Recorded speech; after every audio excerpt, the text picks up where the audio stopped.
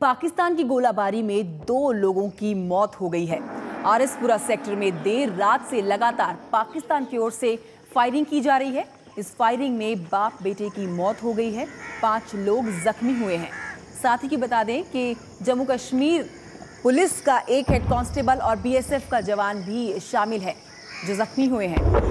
2 लोग मारे गए हैं और 5 लोग जख्मी।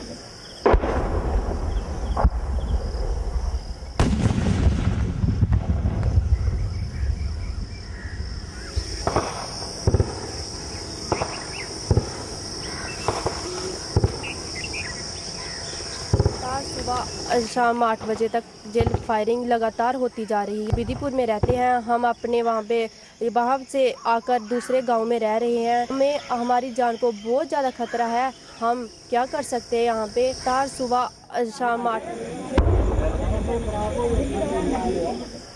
और फोन लाइन पर अजय बाचलू जुड़ गए हैं और जानकारी के साथ। अजय, देर रात से रुक रुक कर पाकिस्तान की ओर से फायरिंग की जा रही है।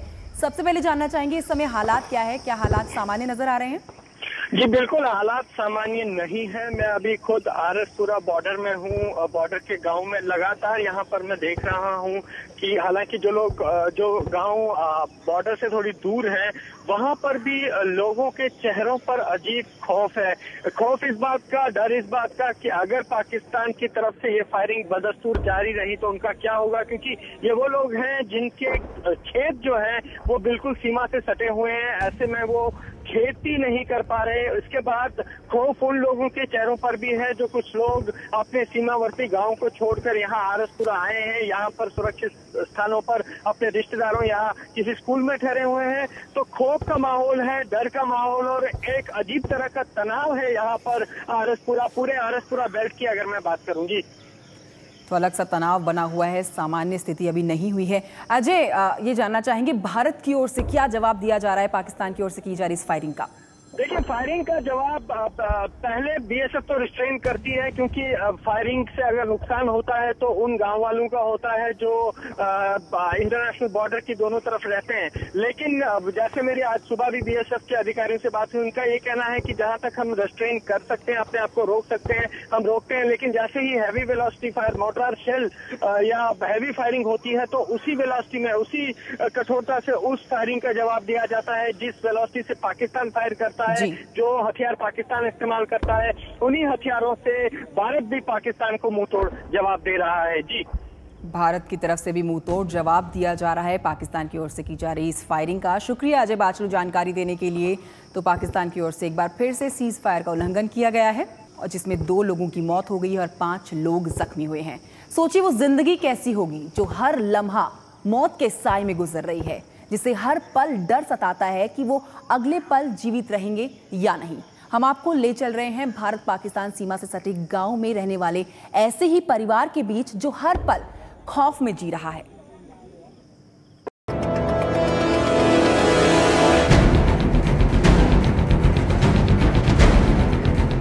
बंकर में छिपते लोगों की ये तस्वीरें देखिए। कार की आड़ में रात गुजारते लोगों का डर देखिए। एक बग्गी की आड़ में जान बचाते लोगों की दहशत देखिए। ये तस्वीरें सब कह रही हैं, शब्दों से ज्यादा बयां कर रही हैं ये तस्वीरें। ये तस्वीरें उस खौफ की कहानी कह रही हैं जो पाकिस्तानी फौज की गोलीबारी से पैदा हुआ है।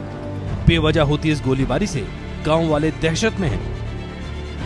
अब देखिए ये तस्वीरें। पाकिस्तानी फौज की गोलाबारी से बचने के लिए लोग बंकर में छिपकर रात गुजारने को मजबूर हैं। बिना बिजली, गर्मी और अंधेरे में लोग परिवार के साथ छिपे हैं ताकि आसमान से गिरते गोलों से बच सकें। छोटे बच्चों को फिर भी नींद आ गई, पर महिलाएं पूरी रात दहशत में बिताती नजर आईं। ये सब इसलिए हुआ क्योंकि पाकिस्तान की तरफ से एक बार फिर सीज फायर का उल्लंघन किया गया है। जम्मू के आरएसपुरा सेक्टर में बीएसएफ की 2 पोस्टों पर पाकिस्तान की तरफ से रात 1 बजे से सुबह 5 बजे तक लगातार फायरिंग की गई। 3 घंटे से लगातार फायरिंग चल रही है, लोग परेशान हैं पूरे। तो अभी बैंकरों में बड़े हुए हैं, कोई कहीं अपने मकान के अंदर सोया, ना लाइट है ना कुछ है, लोग परेशान है। बहुत बुरा हाल है। आज तो बच्चे भी बाहर है, बूढ़े साहब भी, कोई अपने अंदर भी नहीं टिक सक रहा। बहुत ज्यादा बुरा हाल है। आज तो इतना फायर है भाई, क्या बताएं सर। ये डर बेवजह नहीं है। ये तस्वीरें देखिए, आरएसपुरा सेक्टर के करोटना गांव में जब सूरज निकला तो ये तस्वीरें सामने आई। कहीं दीवारों पर निशान बन गए तो कहीं दीवारों में छेद हो गए। कच्चे घरों की कौन कहे, पक्के घर भी मोर्टार के हमले के आगे कमजोर नजर आ रहे थे। स्थानीय निवासी गोलीबारी के सबूत हाथों में लेकर दिखा रहे हैं। इधर आज जबरदस्त एकम के शेलिंग हुई है। जे मैं अभी अपने घर के बीच में सेंटर में खड़ा हूँ, तो मैं चारपाई के ऊपर लेटा हुआ था, तो मेरी टांग को आकर तो शल ये लग गया। ये शेलिंग पाकिस्तान ने की है और बहुत जबरदस्ती शेलिंग कर रहा है। उसकी जो हमारे इंडिया फौज है, फोर्सेस है, वो भी BSF वगैरह जवाब दे रही है। और ये पाकिस्तान बहुत ज्यादा शेलिंग कर रहा है, उससे हमारे पूरा नुकसान जो पब्लिक का हो रहा है। रात के अंधेरे में इस गोलीबारी की वजह से लोगों में दहशत का माहौल है। ABP न्यूज पहुंचा करोटना गांव और लोगों के दर्द को जानने की कोशिश की। लोगों ने काम रोक दिए हैं, हर वक्त दहशत में जी रहे हैं। कुछ फायरिंग से डरकर गांव से शहर की तरफ जा रहे हैं, तो कुछ सरकार से मदद की उम्मीद कर रहे हैं। बार बार पाकिस्तान की तरफ से हो रहे गोलाबारी पर कांग्रेस PM नरेंद्र मोदी पर हमला कर रही है। वहीं सरकार का दावा है कि पाकिस्तान को मुंह तोड़ जवाब दिया जा रहा है। प्रधानमंत्री लगातार बोलते रहे हैं सरकार बनने से पहले कि हम आंखों में आंखें डालकर बात करेंगे। आज वो वक्त आ पहुंचा है। अगर पाकिस्तान अपनी हरकतों से बाज नहीं आता तो प्रधानमंत्री को आंखों में आंखें डालकर ही बात करनी पड़ेगी, उनको सबक सिखाना पड़ेगा। पाकिस्तान अपनी प्रॉब्लम में घिरा हुआ है और वो अपने देश के लोगों का ध्यान बांटने के लिए भारत पर गोलाबारी कर देता है, लेकिन उसका करारा जवाब हमारी तरफ से मिलता है। लेकिन इन सब के बीच बड़ा सवाल उन लोगों का है जो सीमा पर बसे हैं, जो इलाका छोड़ नहीं पा रहे। वो मजबूरी में यहीं बसे हैं, लेकिन उनकी जिंदगी दहशत में रुक सी गई है। एक छोटे से कमरे में कैद, हमेशा खौफ और ऊपर से बिजली गुल। उजागर सिंह के परिवार को अब सिर्फ इस बात का इंतजार है कि सरकार उनके परिवार को किसी सुरक्षित जगह पर ले जाए। आप इस समय अपने टीवी स्क्रीन पर जो पाकिस्तानी पोस्ट देख रहे हैं वो रंगपुर की पोस्ट है। रंगपुर के साथ ही मलाना पड़ता है और हम इस समय करोटना गांव में हैं।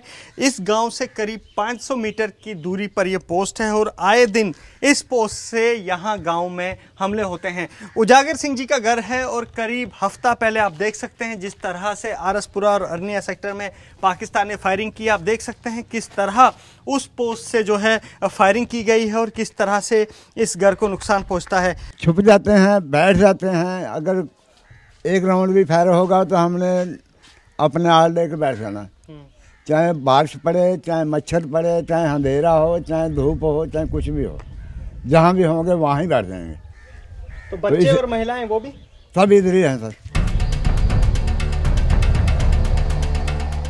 जिन दिनों में फायरिंग होती है कुछ ऐसा हाल होता है गांव से सटे सभी घरों का। आप देख सकते हैं कैसे गांव के लोग जो है वो ऐसे कमरों में दुबक जाते हैं, ऐसे कमरों में बैठते हैं। फिर उजागर सिंह जी से बात करेंगे, क्यों आप इसी कमरे में क्यों रहते हैं? फायर हो तो डरते इधर ही छुपना सर। क्यों, इसमें क्या आसपास मकान बने हैं? सर इस साइड भी मकान है, इस साइड भी मकान है, इस साइड भी मकान है। हाँ। इसलिए इधर रहते हैं कि अपनी जान बच जाए। जी बहुत परेशान रहती है। इस कमरे भी रहते हैं, उस कमरे में भी रहते हैं, सारे कमरे में रहते हैं, लग हो जाते हैं सारे। बाहर नहीं जाते? बाहर नहीं जाते। बाहर जाना क्या है, फैर बड़ा होता है, बाहर कहाँ जाते हैं।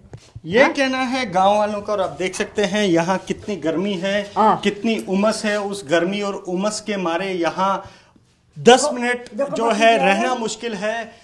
लेकिन फिर भी लोग यहाँ पर फायरिंग के दौरान, जिन दिनों फायरिंग होती है, कमोवेश यही स्थिति इस पूरे करोटना गांव की होती है। जिन दिनों फायरिंग होती है इनको बगैर बिजली के, बगैर पानी के पूरी रात ऐसे ही इन कमरों में रहना पड़ता है।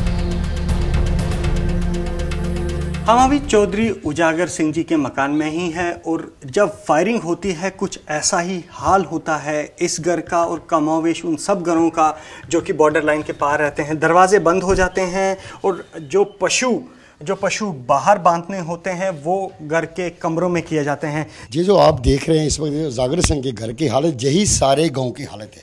इस गांव के भी ऑल ओवर बॉर्डर पे हमारे जो घर के बच्चे हैं, बुजुर्ग हैं, माते, वो सब अंदर कैद हो जाते हैं। उसके बाद पशु की बात रही, पहले बाहर आप देख रहे हैं यहाँ बांधते थे, अब पशु अंदर बांधे हुए और यहाँ भी रिस्क है, ये गोला वहाँ से आके यहाँ भी इंटर कर सकता है, इनको नुकसान कर सकता है। अभी ये जो ऊपर सीधा गोला पड़े थे इनकी भी जान ले सकते हैं, मगर बेचारे क्या करें, कहाँ जाएँ, प्रॉपर्टी, ज़मीन, जायदाद सब जहाँ। सरकार को इसका हल नहीं निकाल रही, ना कहीं इनको शिफ्ट कर रही है ताकि टेम्परेरी इनको 5 मरले प्लाट दे दिए, लोग अपने सुरक्षित जगह पर जा सके। और अब दास्तान दर्शन लाल की, जो अपनी छत भी पक्की नहीं करा पा रहे हैं क्योंकि सीमा पार से आने वाले बारूद का खतरा उनके पूरे घर पर मंडरा रहा है। रह रहकर उन्हें कारगिल का खौफ भी सताता है, जिसमें उन्होंने अपने भाई को खो दिया था।